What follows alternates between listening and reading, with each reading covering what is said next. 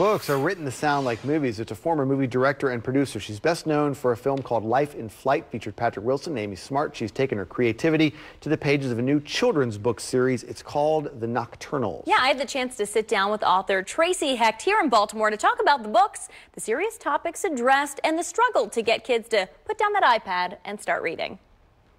Movie producer turned author Tracey Hecht is a mother of 4 and knows the competition that exists between books and technology. You know, it's harder to get a kid to read a book than it is to get them to pick up, 20 minutes of a YouTube video or something else. Which is why Hecht writes her series to come alive. So I wrote this series to sound like a movie.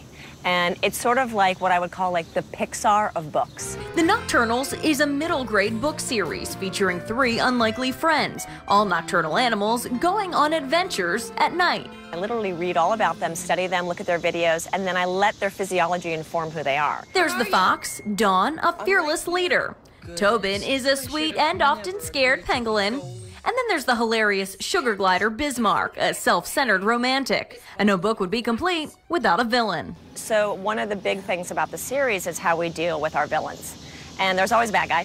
And the bad guy's always horrible. Always a bad guy and always a lesson. Hecht using her villains to bring up more serious topics like bullying. Her characters forced to understand the villain on a deeper level. I think it's really easy, no matter how old you are, to sort of blanket statement what someone is or what someone isn't.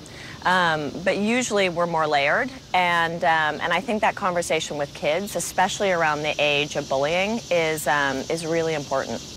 But don't expect it to stay too serious. Hecht says one of the best parts of this series is being able to laugh together while reading. It's fun, and that's like the best thing about reading with your family, I think. And not that Yeah, she was so interesting to talk cool. to. Yeah, and she mentioned that, if your kids are struggling to pick up that book, she had some simple tips. She said, first, let them read what they want. She told me they'll get over the comic books eventually, maybe, right? But let them read what they want and read aloud. Hecht says it's great for a child's development, helping with vocabulary, analytics, and even math. Right, and it also helps to hear that cadence of how an adult reads the book. It helps to teach the kid how they should be reading when they're reading to themselves too. By the way, these books, which are great, are going to be donated to the Scripps Howard Foundation's If You Give a Child a Book campaign. Last year, employees here at our station, ABC2, collected thousands of books for underprivileged kids in Baltimore, and we're going to do it all over again this year. And we're giving the donations to the Maryland Book Bank, which distributes more than 150,000 free books